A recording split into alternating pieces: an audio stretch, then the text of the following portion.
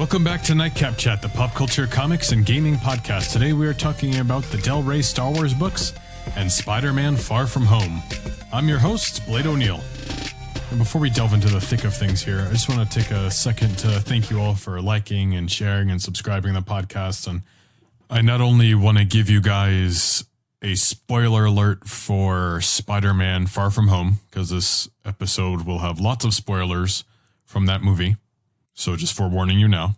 But, as we continue to grow, it's those things that help make this possible to continue going. So I just thank you all for following us, for supporting us, for sharing it, for listening every week. Like everything you guys do doesn't go unnoticed. And we do ask that you please do continue to do it. Give us some ratings on whether it's iTunes, Google Play, Spotify. We do appreciate it, and that'll help us to continue to deliver great content. But the first thing, since I'm by myself on this episode, that I wanted to talk about was some of the Star Wars books, because we have Thrawn Treason coming out in just a couple of weeks here.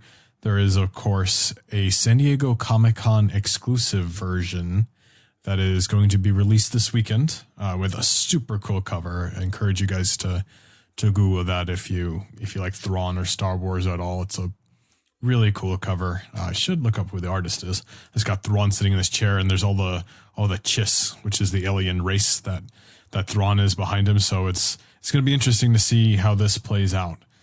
For those of you who don't know, Thrawn was, of course, introduced in what is now known as the Star Wars Legends in a book called Heir to the Empire, which also introduced Mara Jade. I was at a panel of Timothy Zahn, who's the writer of those books and, of course, the creator of Thrawn. And the way he's writing these new Thrawn novels, because these happened before what would have been, the old novels. The first Thrawn novel took place, post Order 66, I believe it was. And it talked about the creation of the first Death Star. I mean, the original Thrawn novels, which are no longer canon, that was post Return of the Jedi content. But in the panel that I was at with Timothy Zahn, I think it was at Phoenix Comic-Con a couple of years ago, some people complain that he's different. What Zahn had said was that he's not writing Thrawn any differently. He's writing it as if, this is all could be, a cohesive story, or it could be, something that exists within the same universe, which is really cool, and that just proves that this Thrawn that, everyone knew and loved is still the same Thrawn, even though there might be some differences in where he came from, or at least intentions of where he came from. But the new novels are spectacular. The new Thrawn novel, the first one in this now trilogy, was actually my first introduction to Thrawn. It really hooked me in, and then it was really neat to see that play right into Star Wars Rebels, which was really cool. And even reading it and the way you picture Thrawn's demeanor, seeing him finally on the screen, even though I do understand that his voice was depicted in audiobooks, I felt like he sounded like that. So it was incredibly neat for that to see. Because, sometimes you read something or you imagine a voice or character could be a certain way, and then, they do a movie adaptation or a television adaptation or whatever it is. And it's just not what you picture. But in this particular case, I thought they did such a good job with the character of Thrawn. But the first novel was not only what hooked me into Thrawn, but a lot of the modern Star Wars novels. I know a lot of people who are fans of the original novels, which are once again now Legends, are upset that Disney got rid of all of this canon and all this literature and all this storytelling. But this reset also helped attract me, because I feel like I could actually catch up.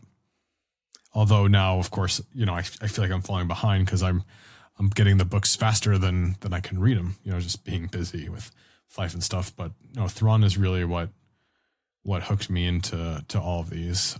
Almost done with Thrawn Alliances, which is the sequel, which is going to lead right into Thrawn Treason, which comes out in a couple of weeks.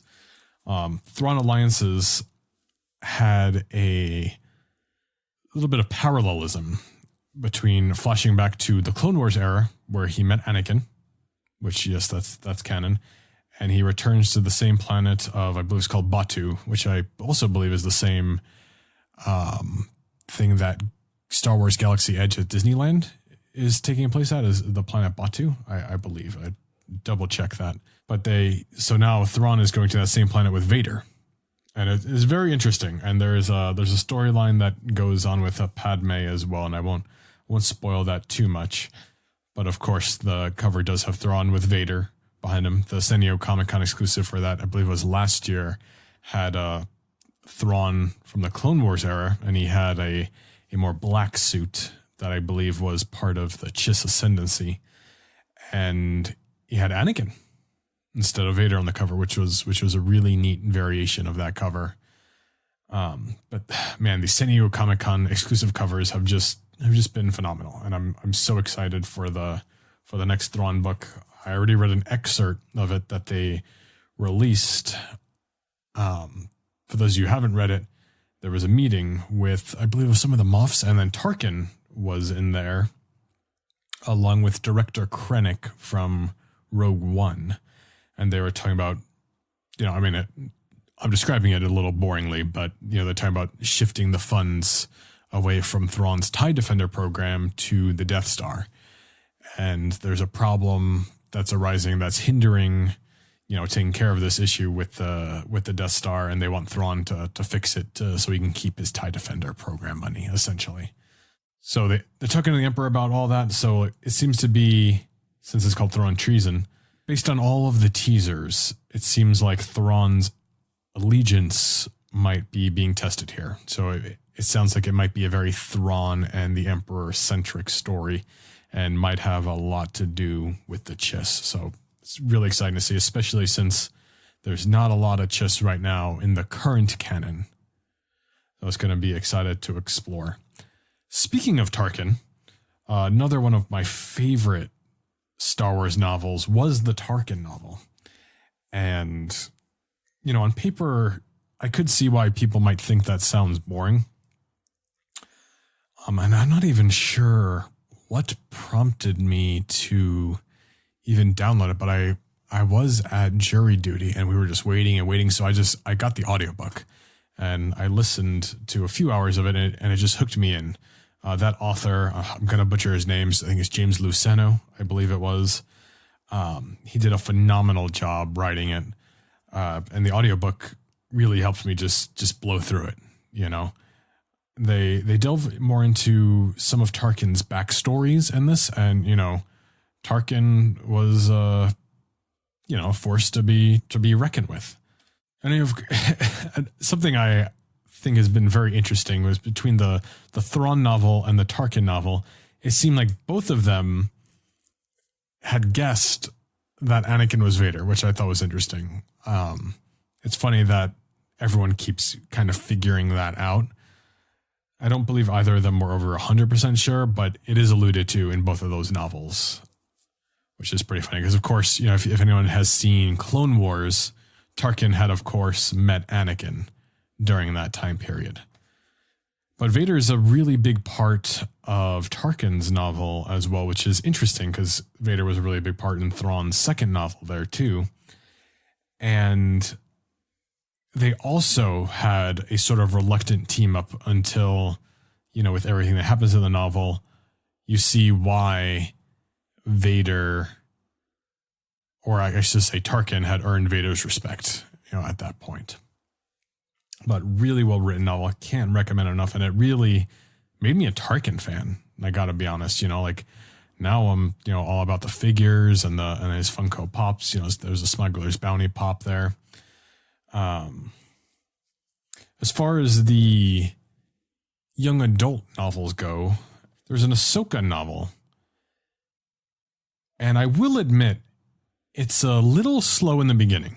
But once you get to, I think it was maybe page 60, 70, 80, somewhere around there, it really starts picking up. There's a lot of build-up because, of course, this Ahsoka novel takes place after the Clone Wars and before Rebels. Okay. So which, speaking of Rebels, there's also a novel called The New Dawn, which talks about Kanan from Rebels, and it's post Order 66, and it's kind of what he was doing and how he met Hera. Really interesting. Kanan is working in a mine, and he's drinking a lot, and he's depressed about everything that happened, and like, what do you do when you're no longer a Jedi?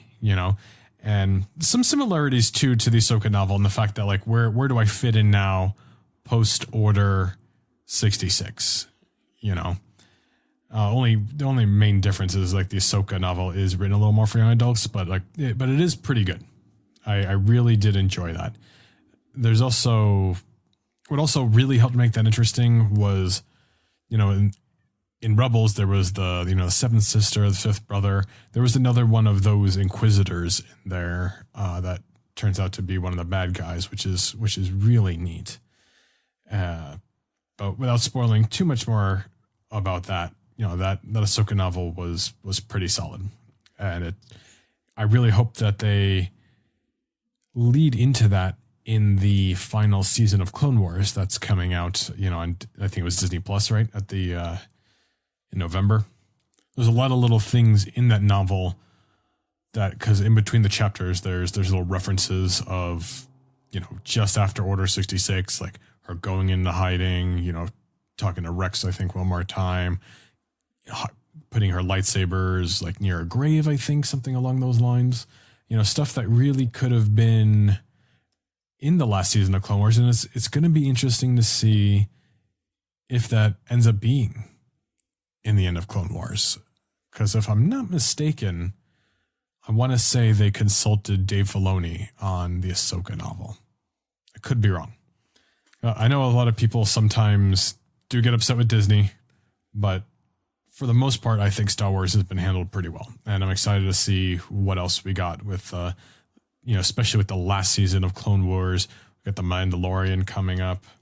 And of course, speaking of Disney, Spider-Man Far From Home has been out for at least a couple weeks now.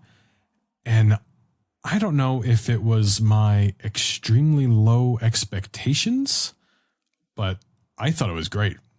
Definitely my favorite Spider-Man movie now. Spider-Man 2 with Tobey Maguire was my favorite Spider-Man movie, I think, up until this point.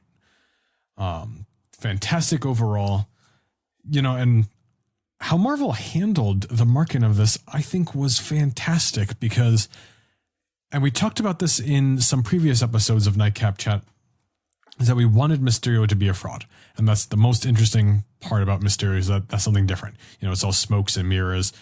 And it turned out to be true. And there was nothing in any of the trailers that made you think that this was all nonsense. So as soon as he got the glasses from Peter Parker, I was like, oh my gosh, is this going to be it? Is it coming? Is this going to be the twist or not? Because he handled the situation with the elementals pretty quickly.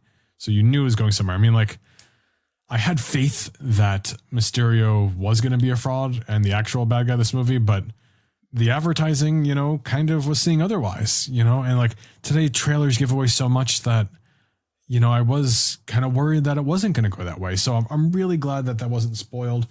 And I was like, yes, he is a fraud. And I didn't even have a problem with the way they were all these groups of people, from the guy who worked with Obadiah Stane to the little, AR thing that Mysterio made, or whatever it was called. BARF, BARF, right? And I think that was it in Civil War? I don't even remember. But that was interesting. I mean, because it was, the essence of the character was still there. It was all illusions and mystery. And it was really neat to see those fight sequences that were all kind of trippy and psychedelic without being too much like anything we've seen from Doctor Strange yet before, And it really reminded me of how the Mysterio fights have gone in the comics. And also, it kind of reminded me a little bit of even the 90s Spider-Man cartoon, which I know, of course, was heavily influenced from the comics. But still, it was just cool, like going from seeing Mysterio portrayed like that as a kid to having this more adult live action version. It was just really neat. And Jake Gyllenhaal was pretty good. I don't know if he necessarily had to be Mysterio because, he's a good actor. He could have done other things. And then even though he seemingly died, it'll be interesting to see how that plays out. Of course, since he is a master of illusions and everything was now nonsense, of course, him mentioning the multiverse now means nothing. Which, of course, that's disappointing. But it's going to be interesting to see if that is still true. Because why not? Because he did send Peter Parker on kind of a bit of a tangent. And how about that Earth 616 reference? Like that was really neat. As in the movie, Mysterio called it Earth 616, which is the Marvel Comics designation for the comic book world. I believe the actual Earth designation for the Marvel Cinematic Universe is, I think it's 19999. I believe that's what it is. But, it's all nonsense anyway, so that was just a nice little Easter egg. Of course, Quentin Beck wouldn't know what the real designation was, right? But it'll be interesting to see if the multiverse still becomes a thing. Because even though it's not something Mysterio is presenting, Peter Parker suggested the possibility of it and was excited about it. So maybe some better minds like Reed Richards in the future can maybe address that. It'll be interesting to see if we do get more multiverse talk within the Marvel Cinematic Universe. And one of the biggest things, and why I think I like this so much, is I feel like this was a Spider-Man movie. And even though it was connected to the MCU, everything just felt right. Because with the last one, we kind of had a team-up movie with Iron Man. And it was like Marvel was afraid to let just Spider-Man fly out on his own. But like now, of course, a spoiler for Endgame, if you haven't seen it, you obviously don't care about spoilers. But anyway, with him dealing with the death of Tony Stark and Spider-Man trying to, fill in those shoes, and then, realizing like he just has to be the best him. He doesn't have to be the next Tony Stark. He just has to be Spider-Man. And I think that's a great message, not only on that level, but as far as, the rest of us go, Spider-Man should be a movie that can stand on his own. Spider-Man is an interesting enough character. And of course, Marvel knows that, but now, it's time for Spider-Man to, just fly, by himself. And he doesn't need Iron Man in his movie to make that interesting. And something that I've kind of been vocal about that has usually bothered me in Marvel movies is they've been overdoing it with the humor lately. And I feel like that started with the first Avengers movie, the way Joss Whedon had all those like extra jokes. I just thought a couple of them were just a little too much, especially, during serious moments. And I know a lot of people liked Ragnarok, but like I just thought there was way too many jokes. Although I do, understand the argument that, how many dark movies are you going to do in a row? Because you went from Ragnarok to Infinity War. And Infinity War, it was going to be dark. It needed to be dark. I just wish there was just some less humor in Ragnarok. But for this Spider-Man movie, this is the first time I thought all of the humor that was in it was pretty much perfect. I can't even think of a joke that, I had a problem with. And I didn't think there were any jokes that were too adult necessarily for a Spider-Man movie. Not that I mind those things.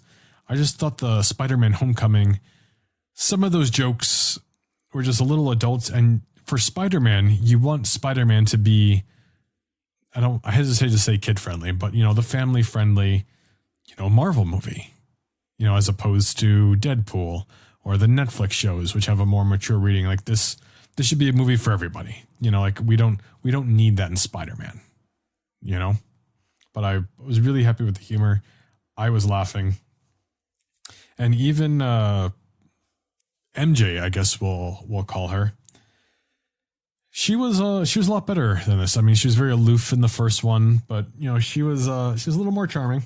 I do have my qualms with the character, and the chemistry between her and Tom Holland was also great. Even Ned, I think, was even better in this one, especially with his relationship with Betty Brant there.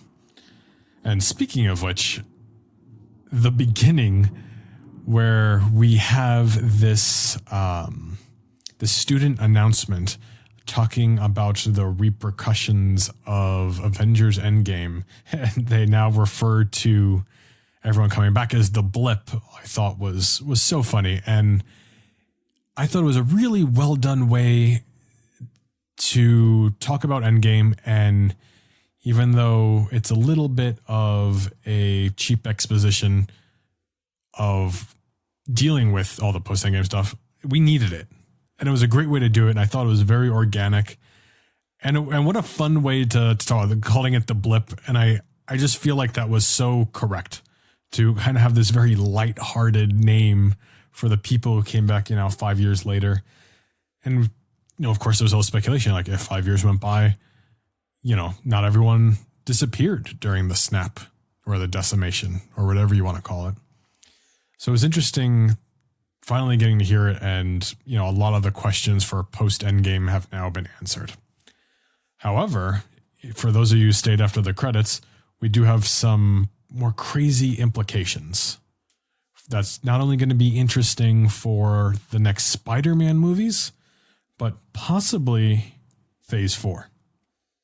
The first thing was, first of all, how about J.K. Simmons being back as J. Jonah Jameson? That was awesome. And I asked my wife, I almost fell out of my seat. I was so excited to see him reprise that role. I thought it was awesome they were able to get him back, or that they were even open to doing that. So, talk about the multiverse. Why can't it always be, J.K. Simmons, within this universe, within the Tobey Maguire universe? So, maybe that was, a step toward the multiverse. But that wasn't even the big reveal, as, even J. Jonah Jameson has said. But the Daily Bugle went ahead and leaked Peter Parker's identity to the public, which is something I think you'd have a hard time doing not within the Marvel Cinematic Universe. Because I believe, what was it, at the end of Civil War in the comics or something, everyone found out, I believe it was Peter Parker's identity. And I think eventually Doctor Strange is the one who kind of cast a spell and will wipe that from the world's minds. So then nobody remembered who Spider-Man was. So it'd be interesting to see if that's how they sort of undo this. Because, as far as Spider-Man and Spider-Man movies go, you probably don't want everyone to always know who Spider-Man was. You're probably going to want to undo this at some point. So, you're going to have the opportunity with Doctor Strange, and it'll be really cool to see that, play out. But, we're going to have bad guys who know who Spider-Man really is. So it's going to be interesting to see how that plays out, whether it's the next movie or a different movie. I believe it was after the credit scene for Spider-Man Homecoming, it wasn't Scorpion asking the Vulture if he knew who Spider-Man actually was, and he kind of played dumb to the whole idea. So this could, of course, lead to more interesting Sinister Six stuff. Who knows? Maybe it'll be undone before that. But, people are going after that. Also, if you think about it, we had this video of Mysterio. Within that particular part of the movies, Mysterio was in his motion capture suit. So someone had to edit this video to frame Spider-Man for killing Mysterio, first of all. And not only that, but add the CG suit back on and then send it to the Daily Bugle. As far as I see it, it's one of two things. First, of course, is that Jake Gyllenhaal's Quentin Beck is not dead. Which we saw it wasn't an illusion, according to, Peter's glasses. But, if he was smart and calculating, maybe he had a contingency plan, and maybe, you see in all those movie tropes where they took the pill to stop your heart from slowing down. So maybe he did something like that to fake his own death, and it was him. Now, the other thing was Obadiah Stane's little buddy that was helping Quentin Beck. The last time we saw him was he took a hard drive or a flash drive with the Mysterio tech or the whatever programs, and he left. He could have been the one to send this video to the Daily Bugle and edit it and whatnot. And it would be interesting to see if he's the one who takes over the Mysterio role, if you will. And you can even bring back Jake Gyllenhaal as an illusion, because you're going to have the illusion anyway. So you can bring back this actor, and it would really throw Spider-Man off, depending if he's able to catch on to the illusion or not. That would be really, really interesting. So either way, it seems like we are taking steps toward the Sinister Six, because we do have Vulture. We'll see if he does play a part in that or not. But we also got Scorpion out of that last movie, and now we might also have Mysterio. One of the biggest questions, and I was trying to do more research, was that they had that S.H.I.E.L.D. agent called Dimitri. Now, Dimitri is the first name of the Spider-Man villain who is the Comedian. And since Chameleon is Kraven's half-brother, they did have Dimitri look a lot like Kraven for him not to end up being the Chameleon. But his role, besides driving the bus and stuff, was so unimportant that you wonder, was this Dimitri supposed to be the Chameleon or not? Because you could also relate this to the Mysterio tech. The way, because for those of you who don't know, Chameleon, he is a master of disguise. So is that too similar to Mysterio to do that so often? I mean, I'd argue it's the same technology. Maybe they can just do, a variation of the Mysterio technology for Chameleon. It'll be interesting to see how that plays out. The second after the credits scene, of course, was it turned out that Nick Fury and Maria Hill were Skrulls the whole time. Now, I will admit, when that first happened, I was more in shock because I thought we were starting to do Secret Invasion. And that would have been nuts. But instead, we had a different twist that it seems Nick Fury was using Skrulls instead of life model decoys, which in the comics, the life model decoys were more or less robots that, looked like Nick Fury or whoever. I believe the Agents of S.H.I.E.L.D. show touched on the life model decoys for a while. But this is fine. So Ben Mendelsohn's, Talos, was Nick Fury that whole time within Spider-Man, which explains, Nick Fury's, I guess, mild incompetence in that movie. But he calls up Nick Fury, who at first almost seems like he's at this Tahiti place, which is kind of funny if you've seen the Agents of S.H.I.E.L.D. Show at all, especially the first season or two. But as the camera pans out, he's on a space station filled with Skrulls. So really what that biggest implication is has Nick Fury started S.W.O.R.D., which is more of a, intergalactic version of S.H.I.E.L.D., if you will. And I think that would be very interesting, especially going forward. We've got speculation about the Eternals movie. We're going to have Guardians of the Galaxy 3, I think coming up in phase 4. There's rumors of a Nova movie. So naturally, I think that next progression should be S.W.O.R.D., especially when you're dealing with post-Thanos and the Infinity Stones and all that. It's not just Earth anymore. It's a whole universe. And I think that'll be really interesting. And I really hope that we get S.W.O.R.D. in there. I'd rather it didn't just be Skrulls, because I'm still waiting for them to really be the bad guys. It was one of the biggest disappointments of Captain Marvel was they only did this poor refugee thing, and we didn't actually have the Skrulls as this looming threat over the universe. And I hope we get, more of that later. I hope that there's just an isolated band of the Skrulls and that we still have bad Skrulls in there. And then if we get Secret Invasion down the line, I think that would also be really neat. And what scale they do that, I'm not sure if it needs to be Infinity War. Maybe it could be something, on that Captain America Civil War scale where, we follow a particular character and they have to deal with the Skrulls. Because I was reading online, I forgot where it was, but that the next big build-up, the Infinity War Endgame-esque kind of build-up is going to be Annihilation. For those of you who don't know, that follows Annihilus, who wants to destroy the entire universe, which I don't think it's just half, it's just the entire universe. Now, is that kind of cheesy? Is it too much like Thanos? I mean, that will remain to be seen. I thought that was interesting because I believe that's a more modern kind of crossover event. I'd be surprised that it wasn't going to be like Galactus or, Secret War, but maybe those are, really big threats that do have mini crossovers in the way that, Civil War, Captain America Civil War had crossovers. Because Galactus, I almost don't want to just be a Fantastic Four movie. I think it would be much better served if, Captain Marvel rolls up on some, Galactus destruction and knows it's headed towards Earth. Maybe she can say something. Maybe somebody else can fight a different Herald of Galactus, and then the Silver Surfer is the one who comes to Earth because he's the new Herald. So I hope that it's a multi-movie that has a multi-movie effect when Galactus is coming, if you will.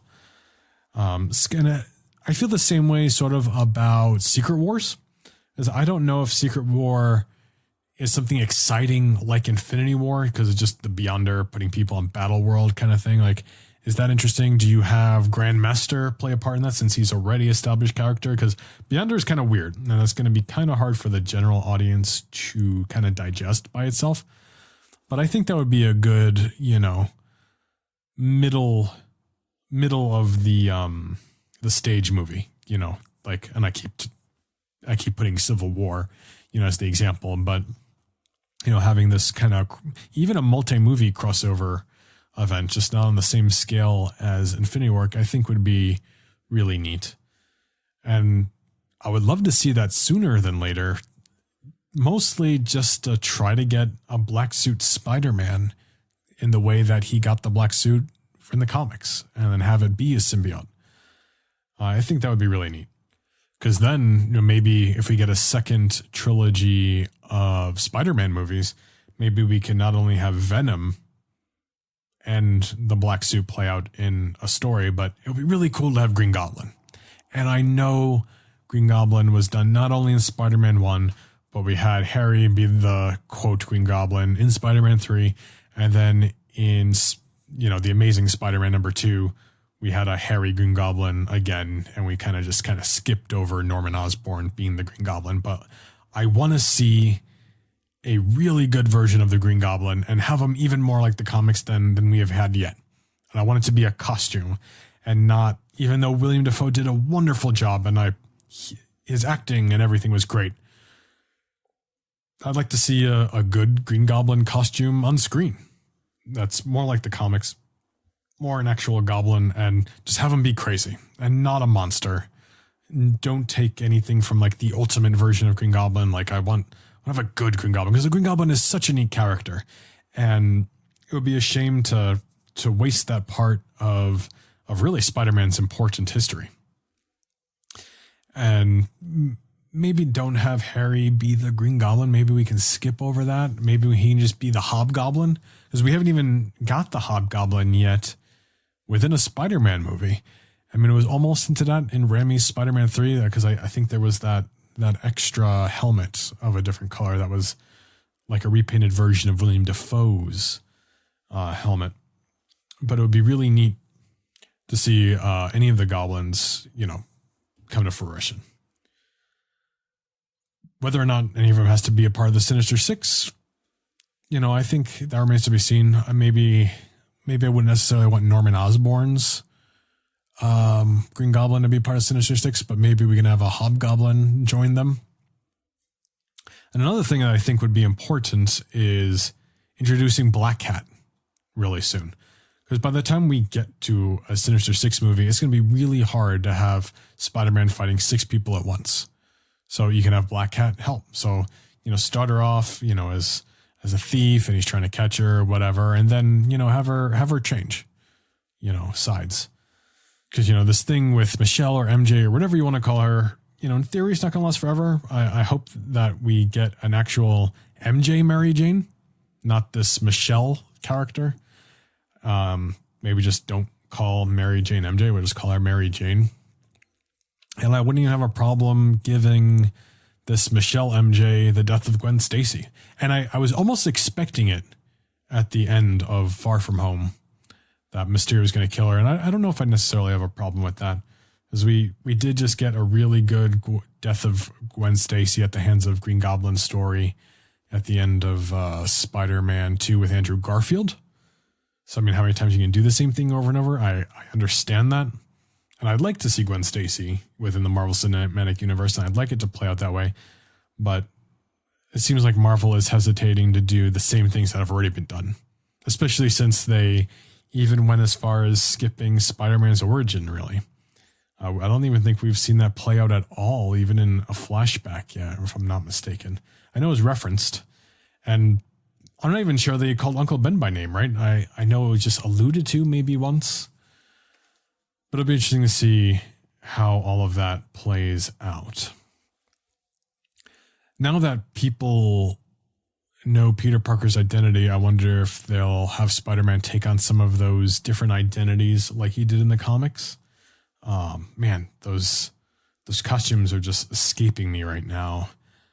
But there was like a Hornet one and whatever, because it was already playing around, as we saw in Tony Stark's thing, with the different costumes and such. Or maybe he can go out at night and, maybe we can do a Morbius story or can cross over with Blade. Like I remember in the 90s cartoon, there was crossover episodes with Blade, and that was the first time I heard about the character Blade. And, my name being Blade, I was really excited that there was a Marvel character named Blade, and I thought that was the coolest thing. And they were fighting Morbius. Now, the only problem is we've got Sony doing a Morbius movie. So now, is that confusing to a general audience? Which I really wish they weren't doing it, because Morbius is not a character, in my opinion, that needs his own standalone movie, especially if it's not tied to Spider-Man. And I know a lot of people like the Venom movie, but I really felt the same way about having a standalone Venom movie without even any mention of Spider-Man. I wanted him to have the suit first, but, it is what it is. I do hope we get Venom within the Marvel Cinematic Universe in the near future, because, after the Spider-Man 3, even though I'm sure Tom Hardy did a great movie, I'm just not interested in seeing it. Like, I want to see a Venom that's well done, that Peter Parker had the symbiote first, and, he's a menace, to Spider-Man. But before we wrap up, it's going to be interesting to see what Marvel has in store, because we really, now that Spider-Man Far From Home is out and, mostly everyone has seen it, we really don't know what's next.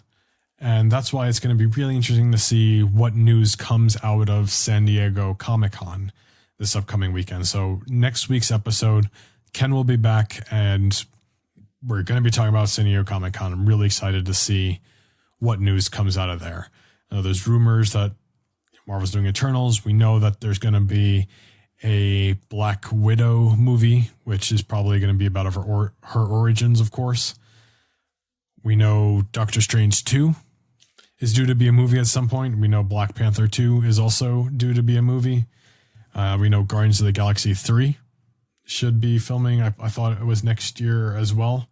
And lots of rumors that as far as the Fox assets go, that there's going to be Fantastic Four is going to be the first focus from all the stuff they got from Fox, which I do hope is true.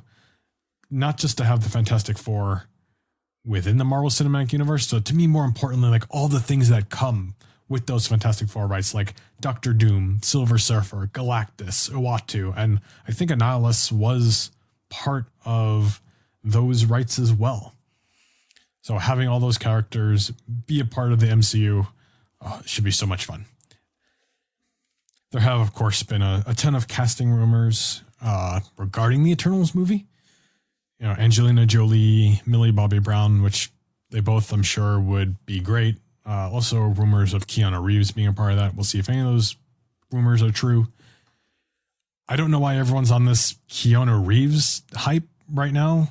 I mean, I personally think he's overrated, especially as an actor. I'm sure he's a great person, whatever.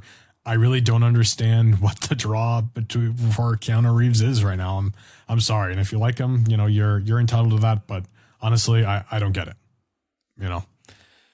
It's almost unfortunate there have been all of these sort of rumors about upcoming movies, because it would be fun to be surprised. There's also rumors of, Nova movie and whatever else. I would love for it to there just be a complete surprise. Like New Mutants, last we heard, was going to be reshot again and still coming out. It would be awesome if they announced that, like, this is going to be the first Marvel mutant movie that ties into the MCU. Most of the characters haven't even been seen before on screen, or if not all of them. So it doesn't even have to have anything to do with the Fox movies if you reshoot it right, in theory, right? I hope that there's a big movie announcement that no one was even expecting. I think that would be the most exciting thing. But like I said, Ken will be back next week. We're going to talk all things San Diego Comic-Con, and I'm really looking forward to all of that great news. But, once again, thank you all for listening. Don't forget to like, share, subscribe. Like I said in the beginning of this podcast, I appreciate all your support. All of you people who are always liking, always sharing, and not even only that, but liking it and sharing it every single time. Like, I do notice that, and I do appreciate it. And I see you guys listening and our viewership growing. But I just want to thank you all for your support. Please continue to like, share, and subscribe, and we'll continue to bring you the best content that we can. And we do hope you enjoy it. But thank you all for listening, and we will see you all next week.